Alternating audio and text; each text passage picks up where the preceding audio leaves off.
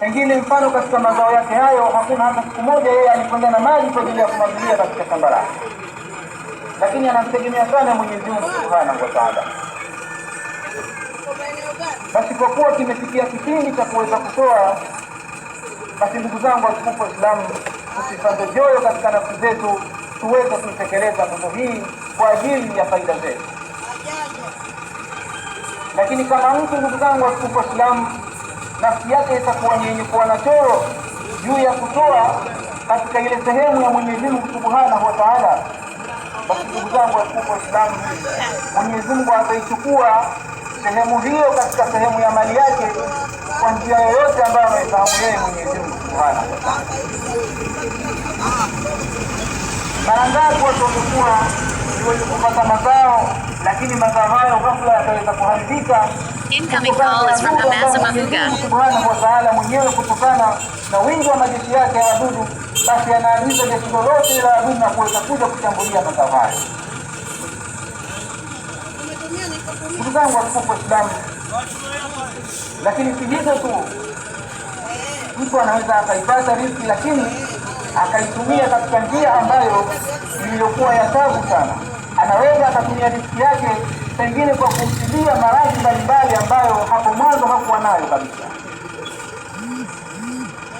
Lakini ndugu zangu watukufu Waislamu, ni kutokana na jambo dogo kabisa la kutoa, tena sehemu ndogo kabisa katika kile ambacho alichoturuzuku Mwenyezi Mungu Subhanahu wa Ta'ala. Watukufu Waislamu, jitahidini sana tusisahau nguzo ya zakatu katika maisha yetu, si kwa upande wa mazao tu, lakini hata katika mali ambazo Mwenyezi Mungu amekuruzuku na vitu vinginevyo vingi ambavyo vinahitajika kutolewa zakatu. Basi unapofikia wakati wake, jitahidi kuweza kuitekeleza nguzo hiyo katika kile ambacho alichokuruzuku Mwenyezi Mungu Subhanahu wa Ta'ala.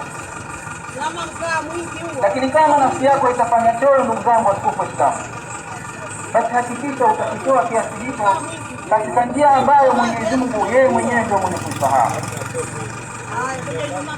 Yaani Mwenyezi Mungu atachukua sehemu hiyo katika kwa namna yoyote ambavyo anavyofahamu yeye Mwenyezi Mungu Subhanahu wa Ta'ala.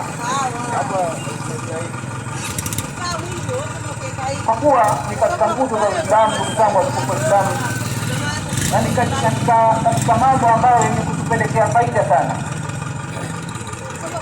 Kwani yule mwenye kuitoa zakatu, Mtume Muhammad sallallahu alaihi wasallam anasema, hasinu amwalakum bizakat, hasinu amwalakum bizakat, takaseni mali zenu kwa kuzitolea zakat, takaseni mali zenu kwa kuzitolea zakat. Wadau marudhakum bisadakat, lakini si hivyo tu, wafanyieni wagonjwa wenu dawa kwa kuwatolea sadaka. Wastakbilu amwalakum bibalai biduai wa tadharrai, na mkifiwa na matatizo mbalimbali, basi mwelekeeni Mwenyezi Mungu Subhanahu wa Ta'ala kwa dua na unyenyekevu uliokuwa mkubwa kabisa, kwani anastahili kuombwa ni Mwenyezi Mungu Subhanahu wa Ta'ala. Ndugu zangu watukufu Waislamu, tunapotoa sadaka ama tunapotoa zaka, basi lile linakuwa ni kafara kubwa kabisa katika maisha yetu. Tena wakati mwingine anasema Mtume Muhammad sallallahu alaihi wasallam, hata pale ambapo tunapokuwa na wagonjwa katika majumba yetu, basi jitahidi sana kuwatolea sadaka. Kwa nini? Kwani kule kutoa sadaka ni kafara kubwa kabisa, lakini pia katika kutoa zakatu vile vile ni kafara pia vile vile iliyokuwa kubwa kabisa katika mali zetu na katika mambo yetu mengine mbalimbali ambayo kwa ajili ya Mwenyezi Mungu Subhanahu wa Ta'ala. Lakini leo hii, ndugu zangu watukufu Waislamu, nafsi zetu zimekuwa ngumu sana katika jambo hili, sio katika pesa tu, lakini huko katika mazao ambayo yanayoturuzuku Mwenyezi Mungu Subhanahu wa Ta'ala, ndio kabisa ndugu zangu watukufu Waislamu.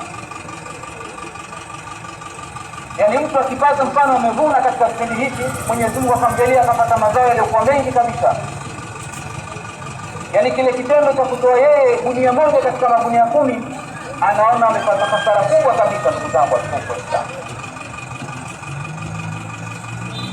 lakini ukimuuliza mtu huyu